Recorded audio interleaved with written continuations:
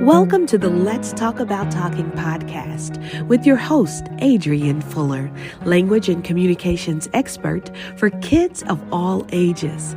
On this podcast, we talk about speech, language, and all things happening with your child, giving you specific tactical information you can use to help your kids talk, listen, and thrive in their academic journey. This is Adrienne. I'm also known as Miss A, the SLP. Welcome to the Let's Talk About Talking podcast, coming to you this week from France. I am only mentioning that because today I'm going to talk about what communication has been like for me here in this beautiful, beautiful country. We started out in Paris, and now we are in the small Mediterranean town of Bonifacio, which is very beautiful. I am inspired as I look out of my window and see mountains and the sea.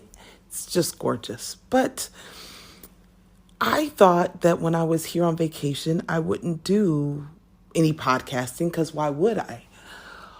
But as I'm here, I'm realizing that going to a country with a language that you don't speak is the experience has been a lot like many of the children that we see in our clinic who aren't yet talking. And so I wanted to talk to you a little bit about my experience and how I feel that it translates even in your lives as parents or therapists working with children who don't yet talk. And so there are a couple of similarities that I found. And one was my intent was to communicate. So a lot of times I'll hear parents say, I know they want to talk, they just can't. That's a really good sign. And also, I do want to just call attention to if you find that your child does not have that intent, doesn't want to communicate, to me, that is a warning sign that there could be something else going on. And definitely it needs to be investigated because I was in this beautiful city with all of these people and things were going so fast and I just wanted to express myself, and a lot of times I could not. And I feel like our kids do that too. The kids I work with, they do that too. They want to, but they just can't. So many times for me, I felt frustration, and I'm an adult now, so I've learned to really self-regulate and, tone myself down, not tone myself down, but you know what I'm saying? Like, I don't always show the outward frustration, but your child, if they can't communicate, it's often going to result in tantrums. That's understandable. And so when I wanted to communicate with the Parisians, I would often use gestures. I would point, I would almost play charades, I'd move my body a lot. And you may find that your child does that. They do a lot of pointing, a lot of sometimes moving of their arms and legs, or pulling at you because they want to communicate and let you know what they need. I also used a lot of eye contact. So I noticed that I'm using a lot of eye contact here, trying to connect with them on a different level. And so I used eye contact and my body in many ways. And so in this journey, what I have appreciated, and I do want to say that almost everyone here has been so nice. Sometimes we hear that it's difficult or some are more me. I'm going to just keep it real. That's the only thing I know. I'm trying to talk around it. In my experience, I've heard that the people in France can be kind of mean and not accommodating, and I haven't found that at all. I found that there's this, they've been so gracious and helpful to me and my friends while we're here. But what I've noticed and what I've appreciated when I had difficulty getting my message across or communicating is when people were just helpful and showed a little understanding. And even when our kids are trying to talk to us, a lot of times we'll say, use your words, or you'll get impatient and you get frustrated, and it's okay to feel that, but just know on their end, they're trying to get their message across too. And so just that understanding and the patience to wait is so helpful to them.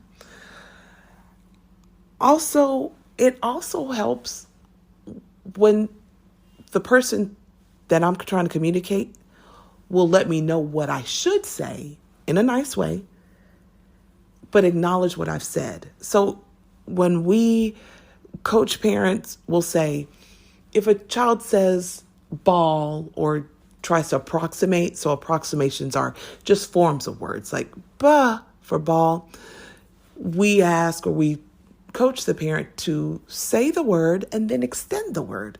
So if your child points and says j because they want juice to drink, you would say, oh, you want juice? Okay, I'll get the juice for you. Here, take some apple juice. So you've paired what they've tried to say, acknowledge it, get them what they want, and also extend the phrase. Another thing that I found was so helpful, pictures. I don't know if I know I don't always use pictures as I should, and I don't think the parents that I serve do either. I don't think you guys are using pictures as much as you can, only because we went to this restaurant. It was actually like a noodle restaurant. That's what it was called, like a noodle restaurant. And what was the most helpful, because everything was in French, the most helpful was the pictures. So even if I wasn't sure, I could point, or I typed down the order number that I liked and showed it to my waitress. But the use of pictures is invaluable. So especially when it comes to things like food or toys with your child, it's great. So if you have a moment, print out a few pictures of their favorite toys or their favorite foods, activities you might do during the day. In the therapy world, we call that a picture schedule. If you don't have time to print that out, take pictures with your phone. You can do that. You can even draw it on a piece of paper, or every time I go to a conference or something, I'm given a notebook. You could start a communication notebook, or even a file folder with pictures in it is so helpful when you're having difficulty communicating. And so the use of pictures, I say, is one of the best things that's helped me in this journey.